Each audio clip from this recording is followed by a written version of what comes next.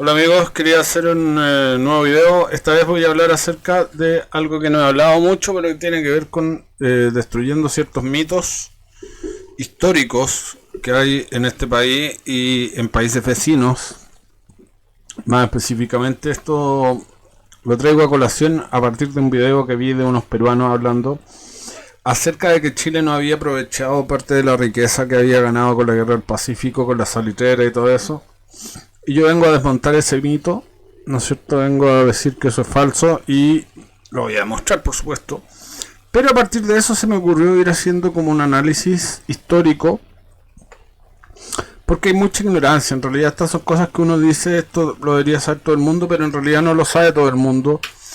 Y más bien son cosas que cuando algo se supone sabido, no se dice. Y cuando no se dice, se olvida.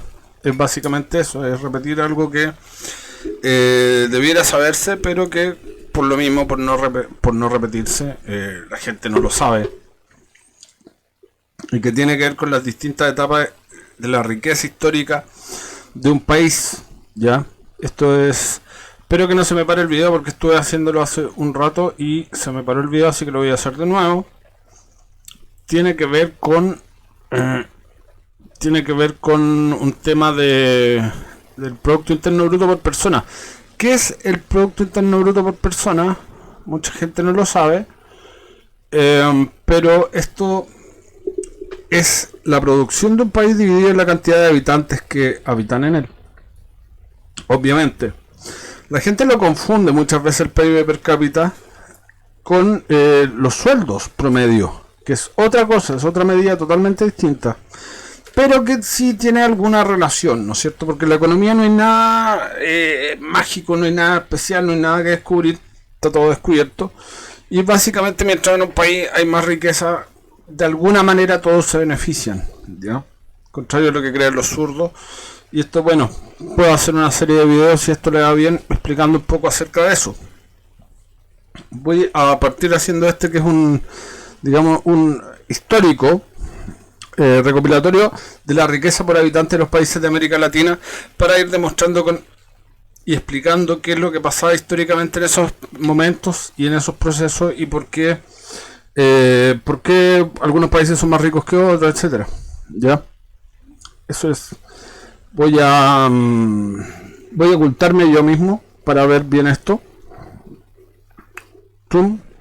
Ahí está. El PIB PPA per cápita Latinoamérica. PPA es paridad en poder adquisitivo, ¿no es cierto? Que es lo que elimina las distorsiones de precios. Porque obviamente si en un país tú ganas, no sé, 1000, pero las cosas valen muy caras, quizás vas a vivir mejor en un país en que ganas 500, pero las cosas son muy baratas, ¿no es cierto? Entonces esto se trata de el PPA, la paridad de poder adquisitivo, de poner un estándar así, donde supuestamente todas las cosas valdrían lo mismo en todos lados. Entonces eso es lo que te da la verdadera riqueza por habitante, no el PIB nominal, que viene a ser cuando es simplemente decir, no sé, esto gana la gente, ¿ok? Esto es lo que gana la gente en relación a lo que cuestan las cosas, y por lo tanto esto es la mejor forma de ver el poder adquisitivo medio o promedio de una población. No es, como digo, una medida exacta porque no es el sueldo medio, pero sí es la producción de bienes y servicios por habitante. Pero se haya entendido. Y vamos a partir analizando este cuadro, que es el primero, que dice relación con que, por ejemplo, el país más rico, esto es en la colonia todavía, acá no había independencia, pero está calculado en base a los terrenos, a los territorios actuales de cada uno de los países. Está número 1 Uruguay, como se ve ahí, con mucha diferencia.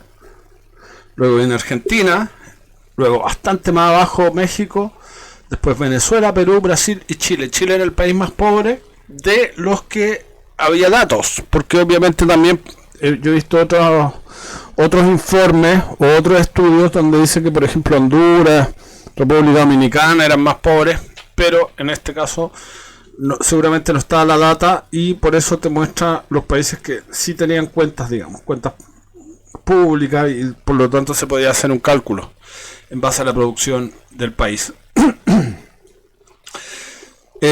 Para explicar por qué Uruguay está número uno, básicamente porque era un país muy poco poblado y por lo tanto, como esto es una división de la producción por la cantidad de habitantes, es bastante obvio que con una producción agrícola decente, que siempre ha habido en Uruguay, había una riqueza por persona muy alta. Y ojo, que en estas épocas, en 1800, antes de la independencia, Uruguay era uno de los países más ricos del mundo, ¿ya? Esos $2.200 que ven ahí, dólares PPA por supuesto, son superiores a los que había en la mayoría de los países europeos para la época. Así que es un buen estándar lo que tenemos para ver acá. Van a ver como después de que nos acercamos a la época de la independencia, la mayoría de los países retroceden. No tanto el caso de Uruguay, pero sí la mayoría de los otros países retroceden o se estancan un montón. Sobre todo países que fueron virreinatos como México o Perú van a sufrir mucho, pero también Chile va a sufrir mucho. No solo por la independencia en sí, sino por todas las guerras y toda la destrucción que hubo en torno a la época de la independencia. Porque a nosotros nos pinta como que la época de la independencia fue una época maravillosa, que todo el mundo estaba a favor. Eso es mentira, ese es un punto que tienen los hispanistas, un punto correcto, que hubo una destrucción económica y acá se va a probar, digamos, justamente estoy eligiendo esto para explicar ese tipo de cosas. Ok, entonces quedamos en que Uruguay está lejos número uno y Chile está el peor, ya, a un nivel más o menos parecido a Brasil, que Brasil siendo colonia portuguesa y no española tenía un nivel de vida mucho más bajo y además gran parte de su población era esclava, por lo tanto esto no está en relación a la cantidad de gente libre, sino que en relación al total de la población y por lo tanto gran parte de los brasileros eran esclavos y por lo tanto es obvio y dable a pensar que la gente libre, digamos, los descendientes portugueses en Brasil vivían bastante mejor, pero este es un promedio, digamos, y los chilenos vivían incluso peor que los brasileros, aun cuando ellos tenían casi la mitad de la población esclavizada. Vamos a ver cómo avanza. Al principio avanza muy poco porque hay pocos cambios económicos, digamos. Esto se empieza a acelerar después con relación a que empiezan a mejorar las técnicas de producción en los países, ¿no es cierto? Estamos viendo que, por ejemplo, hay un gran retroceso de México. Perú, ojo que está en 1230, 1240. Y ahí empieza este es el periodo de emancipación, el periodo de independencia, y vemos como la mayoría de los países, no tanto Uruguay, pero la mayoría de los otros países retrocede mucho en torno a la época de la independencia, porque como digo, hubo mucha guerra, mucha violencia y además hubo mucha inexperiencia de los mandatarios nuevos, porque a nosotros nos presentan a todos estos como grandes héroes, pero eran gente que tenía muy poca capacidad de liderazgo, de gestión, a diferencia de las autoridades coloniales españolas que sí tenían bastante conocimiento, administración, etcétera. Entonces la época de la independencia, al contrario de lo que nos cuentan a nosotros, fue una época mala de pérdida de poder adquisitivo por parte de la población. Ya estamos en 1818, lo voy a adelantar un poquito. 1818. Mire, Chile está mucho más abajo de lo que estaba en 1800. Eso significa que los primeros 20 años de la República, o sea, la primera parte fue colonial, pero después de la independencia, Chile solo retrocedió, no aumentó. Sigue retrocediendo, hay un pequeño rebote. Ahí ponen a Colombia, que seguramente están con los datos de Colombia recién. Y estos años de 1800, desde que muere O'Higgins, desde que sale del poder O'Higgins hasta que llegan los conservadores, que es en 1830, fueron años muy malos para Chile. Se le llamó la anarquía o también el periodo el periodo de ensayos constitucionales, que hubo mucho ensayo constitucional y a mucha gente le recordaba un poco a lo que pasó el 2019, donde cada uno proponía una cosa distinta. Y tanto los liberales como la izquierda actual siempre han tenido una ilusión bastante estúpida de pensar que si ponen algo en un texto, eso se va a transformar en un mejor país. O sea, muy alejado de la realidad. A diferencia de los conservadores, que ya vamos a ver cuando asumen, Chile empieza a repuntar fuertemente. Como digo, estos son... Chile está recién en 1828 recuperando un poco lo que había sido en el año 1800, ¿ok? Está recién volviendo al punto cero, a la foja cero, después de 30 años prácticamente perdidos. Entonces estamos en el año 29. Y en el año 30 es cuando llega Diego Portales, digamos, y todos los conservadores, que lo primero que hacen es ordenar la casa, digamos, ordenar, porque Chile no solo tenía una gran disputa política y tal, sino que había gran cantidad de cuatreros, de bandoleros, y no había verdadero progreso, en parte por eso también. Y eso vamos a ver que es algo que se empieza a corregir a partir de 1830. Chile empieza a crecer económicamente cada vez más. Se está empezando a distanciar de los países de abajo y poco a poco a acercarse, por ejemplo, a México, que vamos a decir que es un país que está intermedio, ni de los más pobres ni de los más ricos de América. Nuevamente continúa el crecimiento de Chile. En $1.200 ya había tenido un progreso en los 5 primeros años de la República Conservadora superior al que había tenido en toda la época desde 1800 a 1830. Hay que ir sacando las conclusiones. Por eso es que Diego Portales se recuerda tanto hasta el día de hoy, a pesar de que no fue presidente, fue el verdadero organizador de la República de Chile, o del Estado de Chile, puso el Estado en forma. Y ya estamos viendo sus logros, digamos. Ahora, no fue solo eso, sino que también hay que sumar que en esa época se descubre el yacimiento de plata, la mina de Caracoles, en la cercanía de Copiapó, y eso también genera cierto boom económico, que por ejemplo nos va alejando de los países que están en el fondo de la tabla, como Cuba, Perú y Colombia.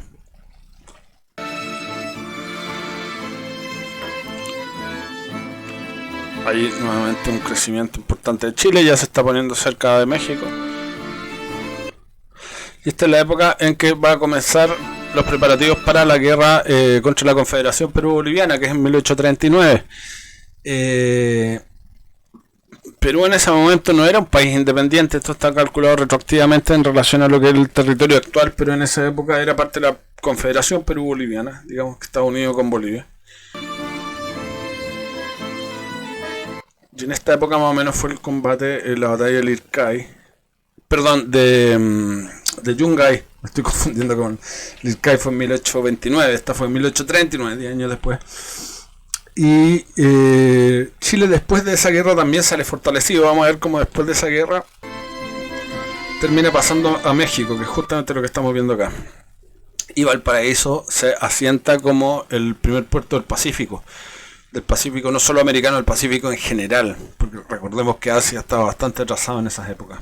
Y San Francisco todavía no pertenecía a los Estados Unidos de América, que lo va a empezar a hacer a partir de 1849. Por lo tanto, Valparaíso toma el puesto como el principal puerto de todo el Océano Pacífico, quizás compitiendo en cierta medida con Acapulco, puede ser, pero Valparaíso superándolo.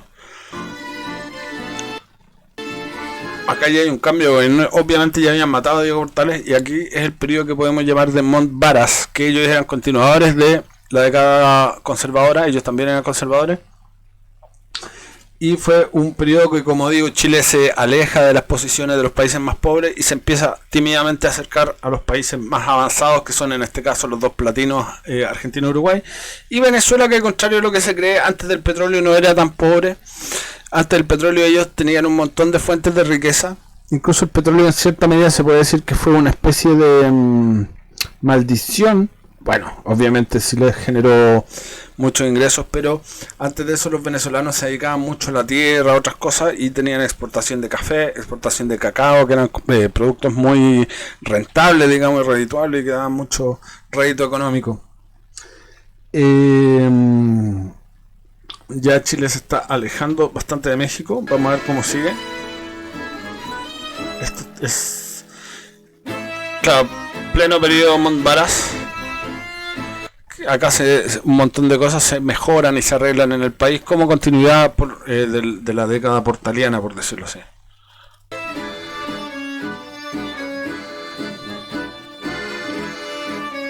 Vemos como Chile ya se empieza a alejar definitivamente. Y ojo que acá viene también otra cosa que es importante de destacar, que tiene que ver con la guerra México-Estados Unidos. México obviamente sufrió mucho con esa guerra, que empieza, me parece que en el 46-47, y ya vemos que también se va quedando bastante atrás por eso también. Chile se acerca un poco más a lo que es Venezuela y se aleja de los países más pobres, que son Cuba, Colombia y Brasil. Ya, Perú no está tan mal del todo, pero todavía no recupera la riqueza que había tenido en la época virreinal. Pero vamos a ver que después sí tiene un gran crecimiento económico a partir más o menos de esta época de 1850, del año que estamos viendo, por el guano, que era un producto de caca de pájaro que cagaban, digamos, en unas rocas en la costa peruana, y que eso servía como fertilizante, mezclado obviamente con otras cosas, minerales que hay ahí, etcétera. Eso es como un predecesor de lo que fue el salitre. Muchos peruanos hablan de que la guerra del Pacífico fue la guerra del guano y salitre, pero en realidad no tiene nada que ver. Es únicamente relacionada con el salitre, no con el guano. El guano era algo muy marginal en relación a los territorios que conquistó posteriormente Chile. Vamos a seguir entonces. Como digo, continúa. Esta es la última década conservadora en Chile. Ya me parece que fue Manuel Bulnes el presidente, que era un héroe justamente de Yungay, de la guerra contra la Confederación Perú-Boliviana, y que también, entre otras cosas, había derrotado a los pincheres, entre otros muchos éxitos militares, digamos. Y podemos ver cómo Chile justamente se está acercando a Venezuela, y todavía los países platinos están un poco lejos. Y también vemos como Perú va mejorando, justamente por lo que yo decía del guano, que fue una época, entre comillas, dorada para ellos. ¿Ya?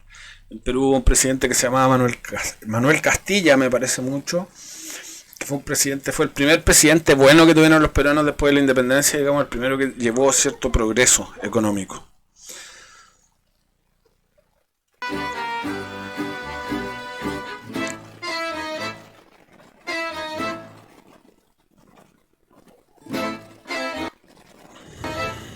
Estamos empezando a terminar la década.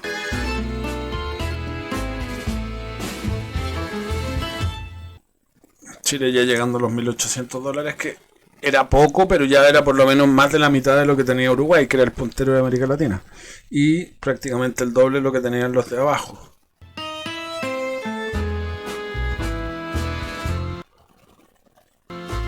Claro, en 1900, ya ahí llegan los liberales, en 1900 a Chile. Ya, pero son liberales que son un poco menos estúpidos de los que había en el inicio de la República. Eran liberales que tenían un poco más de conocimiento económico, por ejemplo. A pesar de que había algunos que eran bastante radicales, como Bilbao, por ejemplo. Pero sin embargo, hubo... Por lo menos en el aspecto económico no estuvieron tan mal los liberales. A pesar de varias cagaditas que se mandaron, como justamente la guerra contra España, que es de 1865, que termina en un bombardeo a Valparaíso que generó unas tremendas pérdidas para el Estado y para los privados.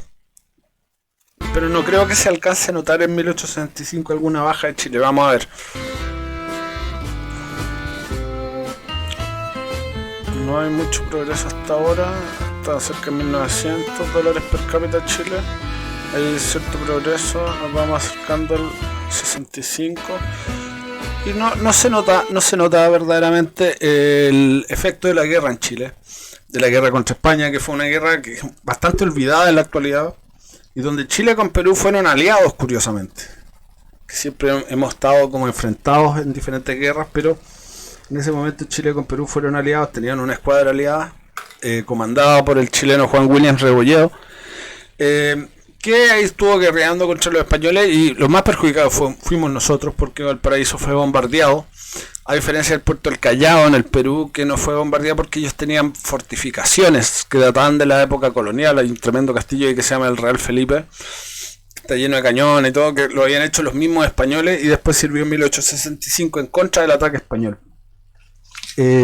producto de esa guerra hispano-sudamericana, se le llama la primera guerra del Pacífico, le llaman algunos, etcétera. Chile ahí está. Ahí hay una pequeña crisis. Nuevo vuelve el crecimiento. Chile por primera vez supera a Venezuela en esas épocas. Y ya estamos ya a un 30% Argentina, que no es tanto, aunque Uruguay todavía seguía bastante disparado, como digo, principalmente por la escasa población que tenía. y la buena producción económica que tenía. También en esa época Argentina tenía muchas guerras, hubo muchas guerras civiles y todo. Vamos a ver cómo a partir de esta fecha, justamente a partir de 1870 o de 1872, Argentina despega como un cohete y se transforma en el país de más rápido y alto crecimiento económico del mundo entre 1870 y 1930. Del mundo. Tuvo un periodo de 60 años extraordinario Argentina, y ojo, que acá todavía está en la parte mala. Ahí vamos a ver cómo después se despega absolutamente. Ahí va apareciendo Ecuador en la parte baja. Ya nos estamos acercando a la guerra del Pacífico. Vemos que Chile supera a Perú, no por tanto, pero ya lo superaba. Aunque estamos hablando de un 5% de diferencia, no es mucho. Pero vamos a ver cuál es la diferencia con después de la guerra del Pacífico. Ahí van a ver bien los efectos reales. Seguimos acercándonos a la guerra del Pacífico. 73, 74. Nos pasa momentáneamente Venezuela. Lo volvemos a pasar. 75, 76, 77, 77, 78. Y acá los peruanos justo habían tenido una pequeña crisis económica justo antes. Ustedes ven cómo está retrocediendo justo antes de la guerra del Pacífico, y ellos culpan a eso como una de las causas de que hayan perdido la guerra. En realidad no creo que haya tenido mucho que ver. Sí, más bien lo que se llama unidad cultural, unidad espíritu de cuerpo, de que los chilenos ya tenían una mentalidad de estado o de país, de nación bastante consolidada, a diferencia de los peruanos que solo en Lima tenían ese concepto, o en la parte de la costa peruana, pero no en todo el gran interior peruano, que eran más que nada indígenas que no sabían ni lo que era Perú. De hecho conocían su pueblo y poco más. Bueno, vamos a seguir. Ahí a partir de 79 Chile se pega un gran crecimiento. Eso en parte es porque empieza a recibir la recaudación de las salitreras. Y ven como Perú se cayó así, pero heavy. A partir de 1880, que ya está en plena guerra. Claro, Perú baja a como la mitad más o menos de la mitad de lo que estaba. Y Chile, por primera vez en la historia, o por primera vez en la historia medida, se empieza a acercar grandemente a Argentina. Que recordemos que era un país que está en pleno crecimiento también en esa misma época. Este fue el año donde los argentinos nos quitan la Patagonia, en parte aprovechándose de que Chile estaba en guerra con Perú y Bolivia. Y bueno, fueron bien cobardes también, hay que decirlo. Pero ellos ahí generan un ataque a los mapuches que habían. La llamada campaña del desierto, encabezada por Julio Argentino Roca. Ya. Así que nosotros estábamos en un gran crecimiento, pero también los argentinos estaban en un gran crecimiento. Ambos nos empezamos a acercar bastante a Uruguay, que como digo era uno de los países más ricos del mundo en esa época.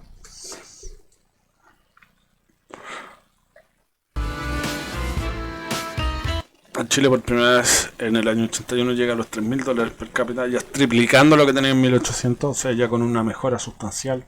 O sea, esa fue la época de gran crecimiento. Primero fue la República Conservadora, por decirlo así, de 1830 a 1860, y posteriormente los liberales no lo habían hecho tan bien en economía, pero tienen un gran boom con esto de la guerra, y Perú está por ahí abajo. De hecho creo que está por pasar a ser el peor, el último de los países medios.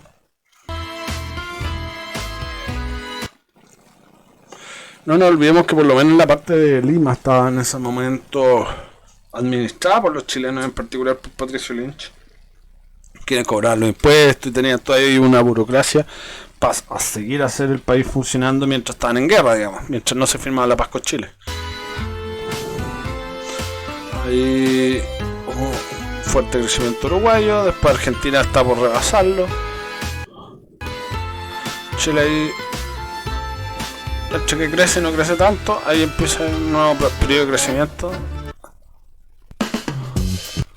de prosperidad. Me salieron publicidades. No quiero cortar el video, así que voy a obviar esta publicidad.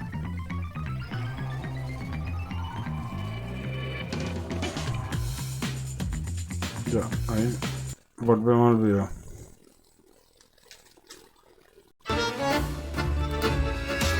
Acá Chile se empieza a acercar a lo que es la guerra civil de 1891.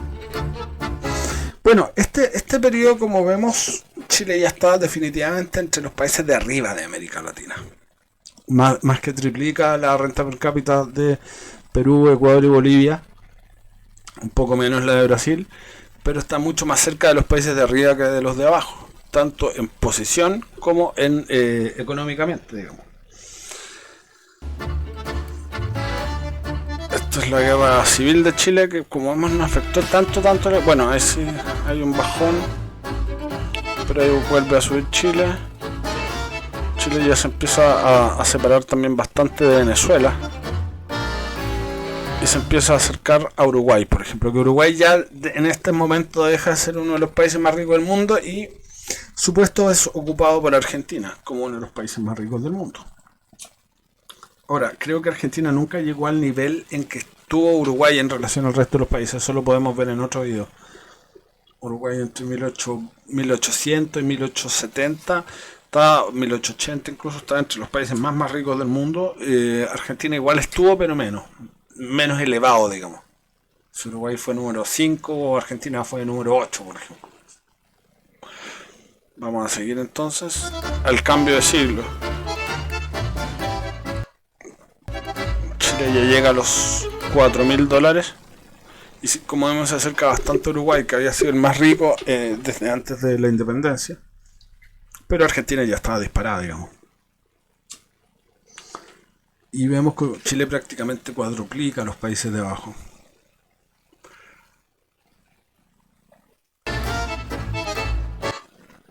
Chile por primera vez pasa a Uruguay. Esto en el año, justo en el cambio de siglo, en 1899. Y vamos a ver que después Chile con Uruguay van a tener una pelea bien interesante, porque van a estar los dos disputándose gran parte de la historia, digamos. Solo hubo una época en que Uruguay nos saca mucha ventaja, que yo creo que es en los años 80 quizás.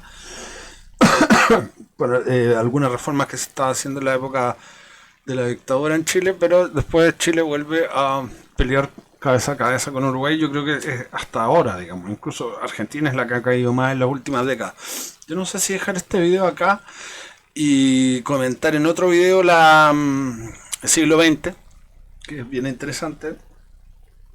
Pero acá, bueno, dentro de las cosas que quería decir en este video originalmente, era que según los peruanos, Chile no había aprovechado la guerra del Pacífico. Podemos ver que Chile prácticamente quintuplicaba a Perú después de la guerra del Pacífico en PIB per cápita, y antes de la guerra del Pacífico estábamos 5-10% arriba de los peruanos. O sea, no era tanta la diferencia, y ahora es casi 400%. O sea, de 5% a 400%. Esa es la diferencia, digamos. Pero además, obviamente, en otras cosas, como que Chile empezó a explotar más el sur, la zona austral, Magallanes. Todo eso le fue generando más riqueza, más ingresos al país.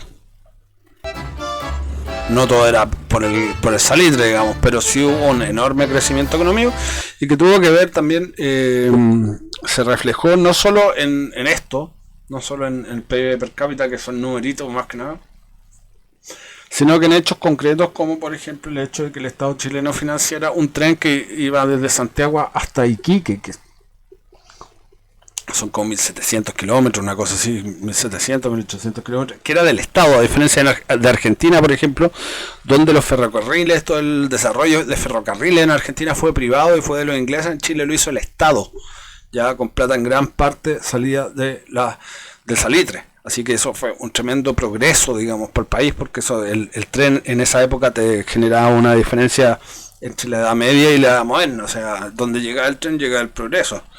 Y eso fue gracias en gran medida a la renta que se le sacó a la salitrera, digamos, a los impuestos que se cobraban, etcétera.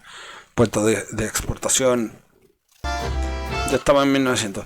Yo creo que lo voy a dejar hasta acá, y después voy a hacer otro video, si este le va bien, con relación a lo que pasó en el siglo XX. Seguramente también vaya a traer a otra fuente, pero esto es bien interesante porque además es algo